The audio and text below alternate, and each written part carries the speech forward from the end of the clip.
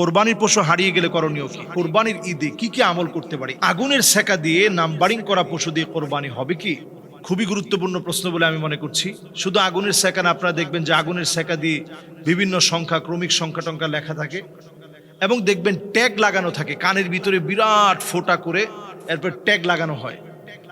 যদি কানটা একেবারে গোড়া থেকে এই ট্যাগ লাগানোর কারণে ছিদ্র হয়ে যায়, ওই পশু দিয়ে কিন্তু কোরবানি করা যাবে না, কারণ এটা একটা ত্রুটিযুক্ত কোরবানি হবে, ত্রুটিযুক্ত পশু।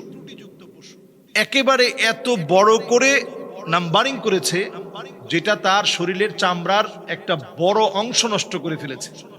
ধরেন পেটের মধ্যে একটা বিরাট করে আপনি নাম লিখে ফেললেন, গরুর একটা নাম দিলেন, এটা আপনি লোহাকে গরম করে ওই সিলটা আপনি মেরে দিলেন। এই রকম পশু, যে পশুর অধিকাংশ চামড়া জুড়েই সিল লাগানো আছে, ট্যাটো করা আছে অথবা নাম্বারিং করা আছে, এই জাতীয় পশু দিয়ে কোরবানি করা যাবে না। একেবারে আওরা, অন্ধ হয়ে গেছে, কোরবানির জায়গা পর্যন্ত হেঁটে আসতে পারে না, এই জাতীয় পশু দিয়েও কোরবানি করা যাবে না। এত খোঁড়া যে কোরবানির জায়গা পর্যন্ত পায়ে হেঁটে হেঁটে হেঁটে হেঁটে আসতে পারতেছে না, এইরকম খোঁড়া পশু দিয়েও কোরবানি করা যাবে না। নাহা রাসূলুল্লাহ সাল্লাল্লাহু আলাইহি সাল্লাম, নবীজি সাল্লাল্লাহু আলাইহি সাল্লাম আমাদেরকে নিষেধ করেছেন কোন পশু দিয়ে?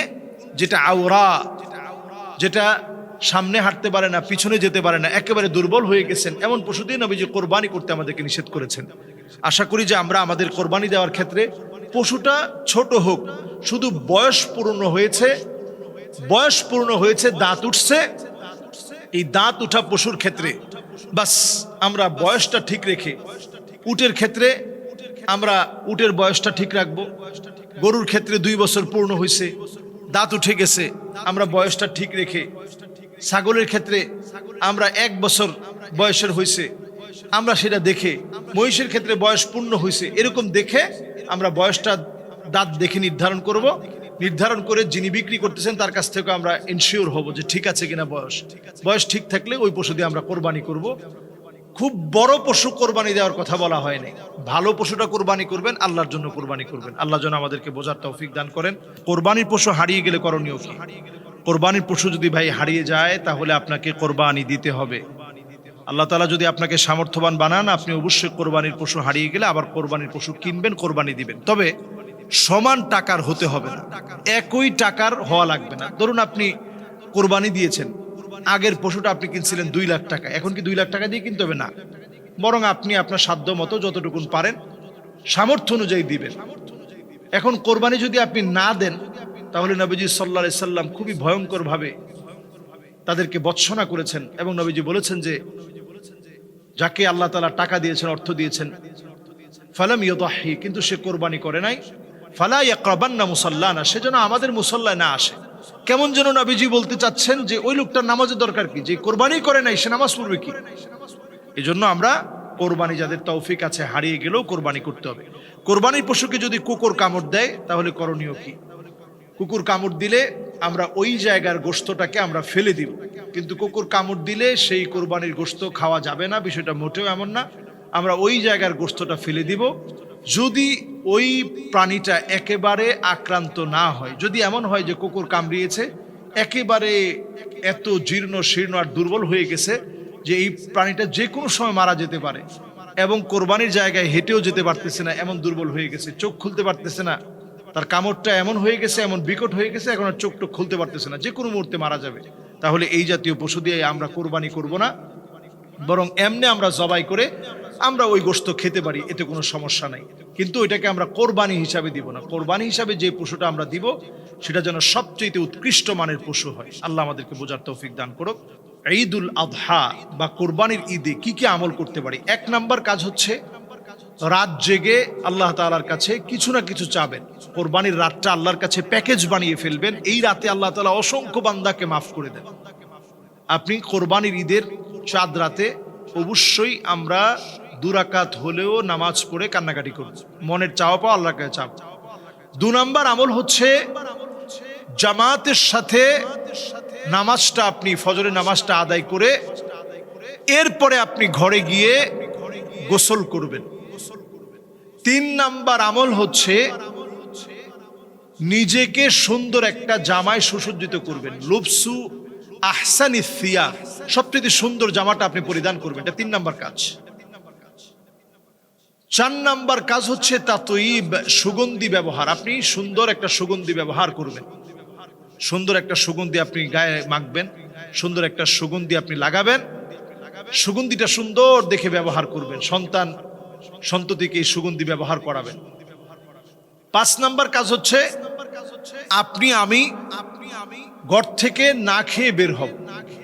অন্তত এতটুকুন করি, ঘর থেকে না খেয়ে বের হই। কোরবানির পশু দিয়ে খেতে পারলে তো খুব ভালো, যদি নাও পারি এই সময় আমরা না খেয়ে আমরা বের হব। 6 নাম্বার কাজ হচ্ছে রাস্তায় চলার পথে আমরা বলবো আল্লাহু আকবার, আল্লাহু আকবার, লা ইলাহা ইল্লাল্লাহু, আল্লাহু আকবার, আল্লাহু আকবার, ওয়ালিল্লাহিল হামদ। আমরা পড়তে পড়তে পড়তে পড়তে আমরা যাব।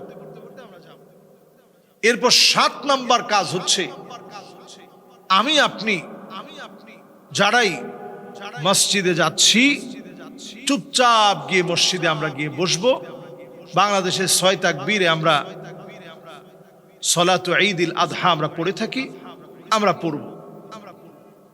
8 নাম্বার কাজ হচ্ছে নামাজ পরবর্তী সময়ে খুতবা শুনবেন। 9 নাম্বার কাজ হচ্ছে যখন খুতবা শেষ তখন আপনারা বের হতে হতে সবাই কোলাকুলি করতে হবে এমন না, অন্তত মুসাফা করবেন, সালাম বিনিময় করবেন। একজন আরেকজনকে দেখে রাগ রাখবেন না। ঈদের সময় রাগ ভুলে যাওয়ার সময়, ঈদ আসে রাগকে ভুলিয়ে দেওয়ার জন্য, শত্রুকে মিত্র বানানোর জন্য। এজন্য আপনি শত্রুকে বন্ধু বানান ঈদের এই সময়, রাগ ভুলে যান, কি হয়েছে না হয়েছে সব ভুলে যান। ভুলে গিয়ে আপনি এটা আপন বানাতে শিখেন। নিজে সালাম দেন, আগে দিয়ে বলেন যে ভাই ঈদ মোবারক, আসলে অনেক কিছু হয়েছিল সব ভুলে যান। এরপর 10 নম্বর কাজ হচ্ছে আমি শব্দ চয়নে যদি ঈদ মোবারক বললাম অথবা তাকাব্বালাল্লাহু মিন্না ওয়া মিনকুম বললাম, তাকাব্বালাল্লাহু সালিহাল আ'মাল বললাম, কুল্লু আম ওয়া আনতুম বিখাইর বললাম, 10 নম্বর একটি কাজ হচ্ছে আপনি কুরবানি দিতে না পারলেও পশুর পাশে দাঁড়িয়ে যখন জবে করা হচ্ছে বিসমিল্লাহি ওয়াল্লাহু আকবার, বিসমিল্লাহি ওয়াল্লাহু আকবার, বিসমিল্লাহি ওয়াল্লাহু আকবার, আপনি বলার চেষ্টা করি। এটা একবার না বলি, একাধিকবার বলার চেষ্টা করি। বিসমিল্লাহি ওয়াল্লাহু আকবার, জবাই চলতেছে তখন আপনি বলতে থাকেন বিসমিল্লাহি ওয়াল্লাহু আকবার, বিসমিল্লাহি ওয়াল্লাহু আকবার, বিসমিল্লাহি ওয়াল্লাহু আকবার। এই যে বলতেছেন, আল্লাহ তাআলা কিন্তু এর দ্বারা অনেক অনেক অনেক সওয়াব দিচ্ছেন। এই আমলগুলো আমরা ঈদুল আযহা বা এই সময়ের সবচেয়ে বড় সুন্নাহ সম্মত আমল বলে মনে করে এই আমলগুলো আমরা করতে থাকি। আল্লাহ রাব্বুল ইজ্জাতুল জালাল আমাদের ঈদকে কবুল করুক। সকলকে ঈদ মুবারক। তাকাব্বালাল্লাহু মিন্না ওয়া মিনকুম সালিহাল আমাল। ঈদ মুবারক। কুল্লু আম ওয়া আনতুম বিখাইর, কুল্লু সানা ওয়া আনতুম তাইয়্যিবুন। ওয়াসসালামু আলাইকুম ওয়া রাহমাতুল্লাহি ওয়া বারাকাতুহু।